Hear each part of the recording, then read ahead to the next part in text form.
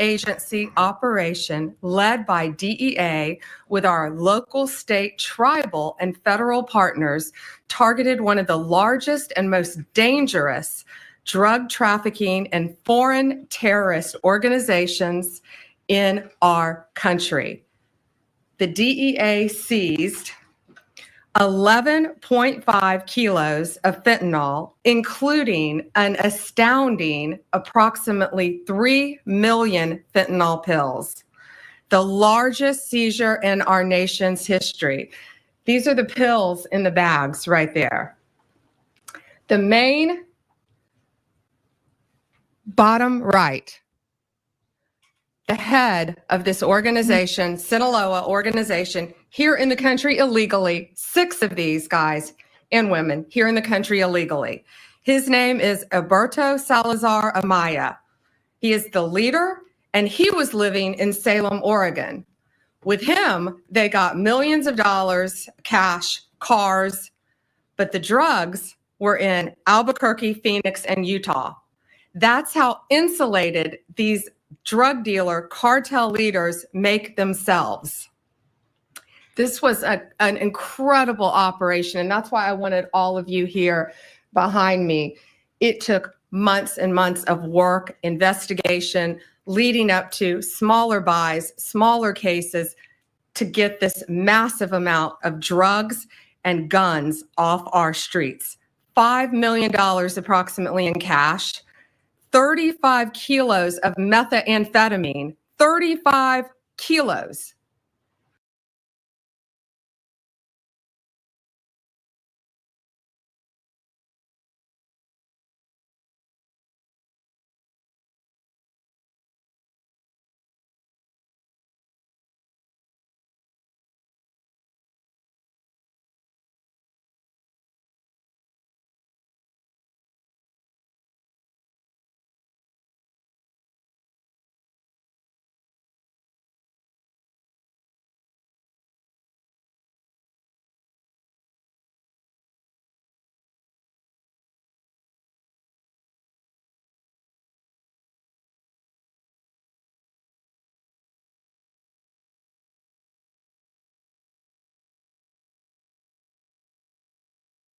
Talking to myself, here as I was on mute. But listen, one of the things I have an issue with is we need to see this stuff get destroyed.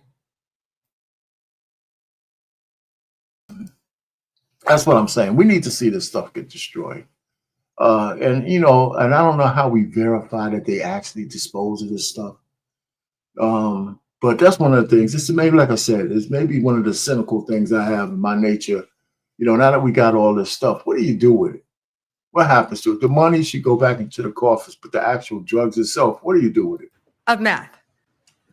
7.5 kilos of cocaine, 4.5 kilos of heroin, 49 rifles and pistols, all shown in the pictures. And then, of course, the 3 million pills. These pills were stamped as oxycodone. Let that sink in. 3 million pills going on our streets. 3 million pills, the streets of our country, laced with fentanyl, labeled as oxycodone. And they were in all different strengths of fentanyl within them. This operation was made possible by over 55,000 hours of law enforcement investigation. And this is a really dangerous job that these.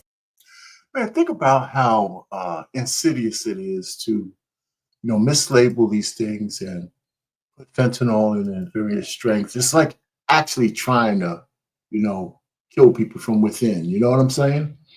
And this whole designation of terrorist organizations or selling us these drugs. I mean, I agree with that as well. I know Trump is chomping at the bit to go into Mexico, but I'm sure he understands why the Mexican government can't let American troops under the light of day go into Mexico to get Mexicans. I mean, that shit just, we would never do that. And I don't blame the president of Mexico by saying, listen, man, I can't let you do that shit. You know, you might intelligence and all that kind of stuff, maybe. But troops on the ground, she just could never say yes to that. You know, so that's you know, you could put out the request. You could always say no, right? These DEA agents face every day, but they are getting very dangerous drugs off of our streets each day. They are flooding our cities with a weapon of mass destruction, fentanyl. And when we catch you, like all of these individuals, if convicted, we will put you behind bars. There will be no negotiating, and we will lock you up for as long as humanly possible. We will not negotiate with those who are killing our family members, including brothers, sisters, daughters, sons, parents, friends, everyone in this room. I guarantee you. You know, it's not hyperbole when she said that fentanyl is a weapon of mass destruction. It really isn't. You know, it's you know, it's a like an internal nuclear weapon. You know what I'm saying? Something that nukes people individually from the inside out. So I can dig what she's saying. You know, I really can. Know someone who has been afflicted with drug addiction, and many who have known someone who has lost a loved one because of this trash on our streets. The precursors are made in China. It was sent to Mexico and came right in our country. And again, 6 of these individuals were here illegally. That won't shock you. And we're running a massive, massive drug operation. This kind of success doesn't happen without extraordinary leadership. And I want to personally thank my friend, DEA Principal Deputy Administrator Rob Murphy, DEA El Paso Division Chief Agent in Charge Omar Ariello. I'm killing your name, Omar. Omar, okay. And U.S. Attorney, where's Ryan? Ryan Ellison. I also want to thank again the brave men and women of law enforcement. Last week, I joined them at a DEA laboratory, and we went there, and it was truly remarkable what we saw, how quickly these cartels can manufacture and make. I said they were in Florida. Maybe they're somewhere else, Texas, maybe. I'm not sure. Fentanyl powder and put it into these pills. But people need to know, parents need to know, kids need to know. This fentanyl, this bus, these 3 million pills for oxycodone, they put this in Xanax. They put this in Adderall. They put this in Molly, the date drug or the party drug, something called Molly. They put it in cocaine, and they put it in marijuana. And it is to get you so highly addicted that you can't get off it. 75,000 Americans are dying each year because of fentanyl. 75,000. And that's why this is so important today. You've got to spread the word. If you know anyone who is taking any recreational drugs, they need to be extremely careful because there is a very high likelihood it could be laced with fentanyl. And that's one of the reasons 75,000 Americans are losing their lives each day. It is the number one cause of death for individuals between 18 and 34 She meant each year in our country. More seizures are coming. More arrests are coming. I guarantee you that. And these dealers, these sellers, these street level sellers better look out because we will not be negotiating with you. There you go. So she said what she had to say. So I have another video, and this was with the DEA, but the next one is with Kash Patel, something what the FBI is doing with her. So, I mean, listen, it's good to see law and order come back to the streets. I mean, it might have been there under the cover, but we need to put it front and center like she's doing, and can't really complain about that.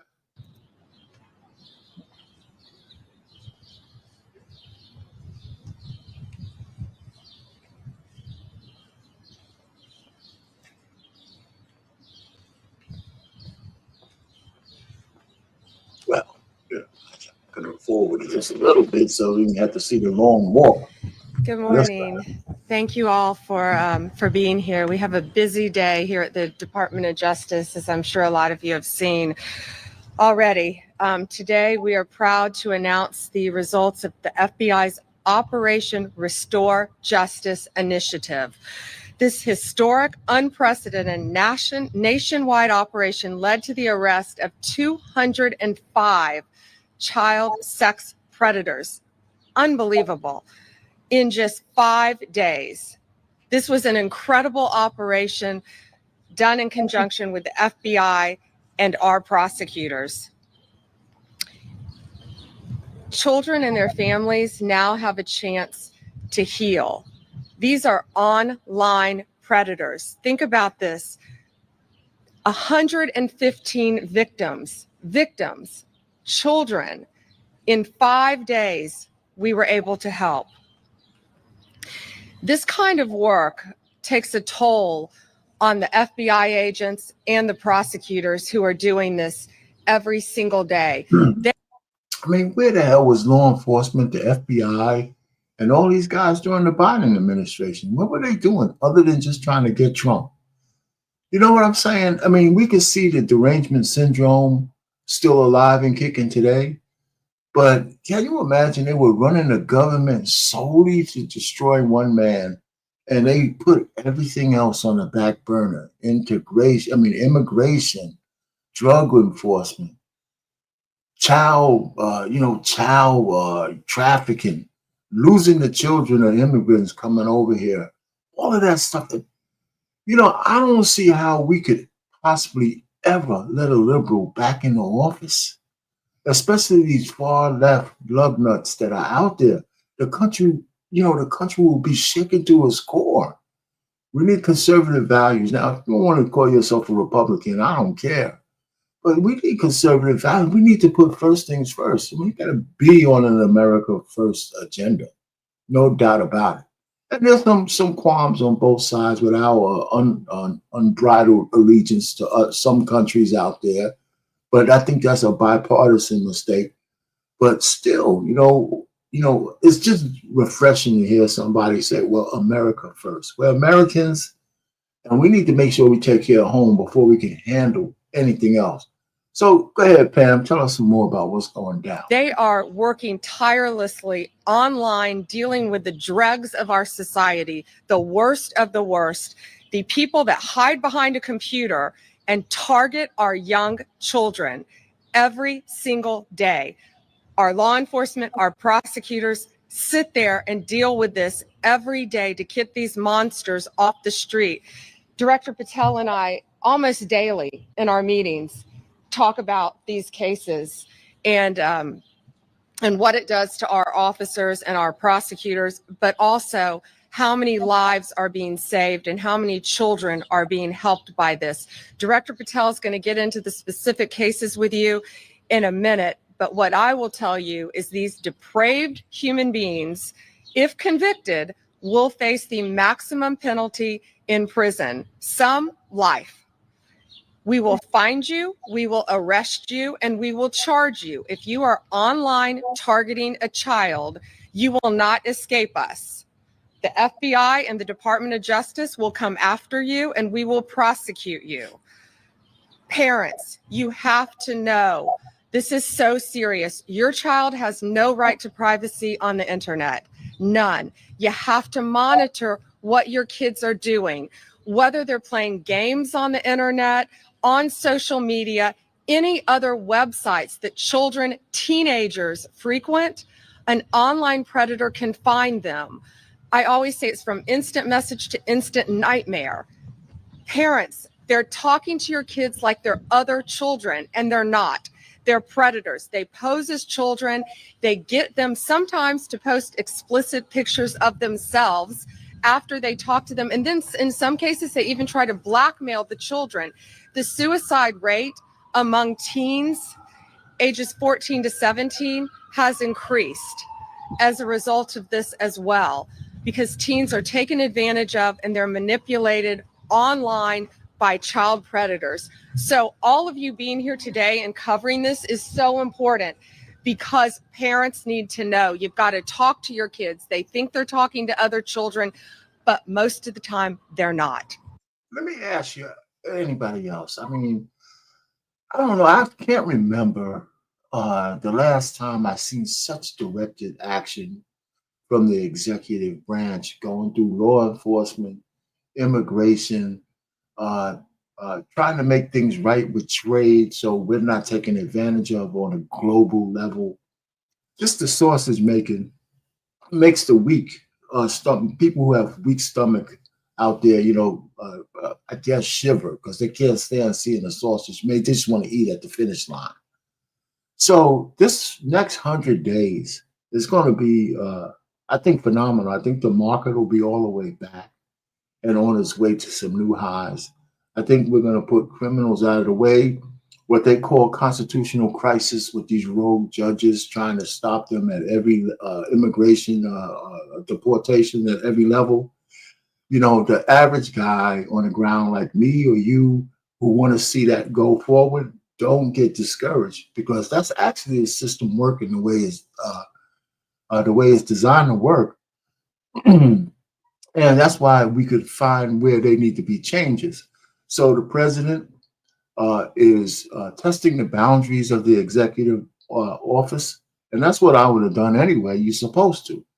And then the judicial people at these district judges are overstepping their boundaries. But right now, until the legislative branch reins them in, not just the Supreme Court, you know that the House and the Senate could pass laws to change the reach of these district judges. It's right there in their title, So they can do it. So Johnson got to get off his ass and bring some stuff to the House floor to try to put something through to limit the range of some of these judges, so we can keep going and change America in the next 4 years. Director Patel, thank you. First and foremost, to the Department of Justice under General Bondi's leadership and all its components, because of your courage, we are here today protecting our most vulnerable, our children. Thank you, General Bondi. Thank you to so many of your colleagues here today that do this work tirelessly day in and day out and never get a moment's thanks. We should acknowledge all of them today. As the FBI director, I'm humbled to leave some of the bravest men and women in law enforcement. And I want to thank our 55 field offices, our 90 plus United States attorneys offices, our CIOS section, our CRIM division here at the Department of Justice, and our field offices throughout the country with lawyers and prosecutors and agents working tirelessly on some of the harshest criminality we've ever seen. They don't take breaks because our children deserve a free and open society.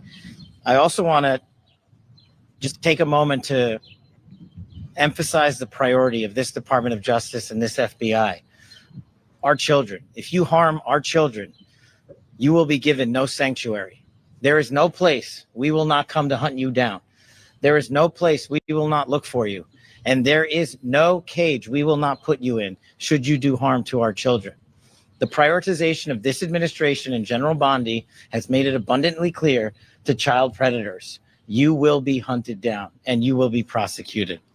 And that is a refreshing thing to hear for the men and women who do this work tirelessly. And it's also an acknowledgement of the safety that we look forward to bringing America. As the Attorney General mentioned, there are a couple of cases worth highlighting. People in places of public trust have violated not only the law, but that public trust, to include teachers, law enforcement personnel, and other professionals that we look to safeguard our children have not only violated the law, but violated the trust. In Minneapolis, defendant Jeremy Francis Plonsky, a Minneapolis state trooper and former Army reservist, was arrested for producing child sexual abuse material while in. See, now I'm going to stop him real short because I was just going to say we need to see perp walks. We need to see perp walks here, but we also need to see some perp walks with the work that Doge has done, because we all know that there was waste. We all know that there's abuse. But when you say that there's fraud, we got to see who's at the other end committing that fraud. Now, I can understand that's going to be sensitive because there might be some Republicans at the end of that leash, It probably is, just like there might be some liberal Democrats. So you guys are, but it still needs to be exposed. It just still needs to be. We need to see some receipts all across the board. You can't just sell wolf tickets and don't bring out the receipts. We got Bigfoot Tish in New York. If she really has mortgage fraud, indict her or just shut up. That's what I want to see. I know you don't want to jump the gun, but either you're going to indict her or stop putting out little things saying she's guilty. Uniform, not anymore. In Norfolk, Virginia, defendant Jose Alexis Valdez Sosa, an illegal immigrant from Mexico, again, allegedly arrested for transporting a minor across state lines. No more. Another example, right here in Washington, D.C., in the Metropolitan Police Department, Officer Linwood Barnhill, a former already convicted sex offender, was arrested again for exploiting more victims, more children, while on supervised release. These are just three examples that show you the extent and the depravity of these horrific crimes. And we need to team up together with the American public to find the rest. I want to give a special thanks to the National Center for Missing and Exploited Children for the tireless work they do in partnering with us. And again, I want to thank the Department of Justice and all these folks here. And Pam, thank you for never wavering to defend our children. Thank you. Thank you, Director Patel. And this ranges from, we have cases from California to New York to Florida, our entire country. And just in 1 week, again, 115 victims we have. 205 offenders have been charged in 1 week, thanks to the FBI. So think what's happening throughout this country. Children are being taken advantage of, and we have to stop it. Thank you for covering this very important topic today. Thank you. Stop it there. Man, jeez. Listen, I do these political reactions every so often when I catch them. I do them live. If you guys catch me, I do them at random times. If you ever want to come up, but just drop me a line. Maybe we could talk about some of these things. Anyway, my sports show is tonight at 7. You can pop by. That's always live, 7 Eastern. Maybe a couple of my fellas might come around for that. And so, listen, that's all I have to say on this. I like the work that's being done by the Trump administration. It's not perfect. And anybody who wants perfections, we're living in the wrong universe, right? Our universe has imperfections in it. So we got to take the good, the bad, and we have to ferret out the ugly. It's just the way life is. Anyway, our pain, marriage, politics, and sports. Over and out.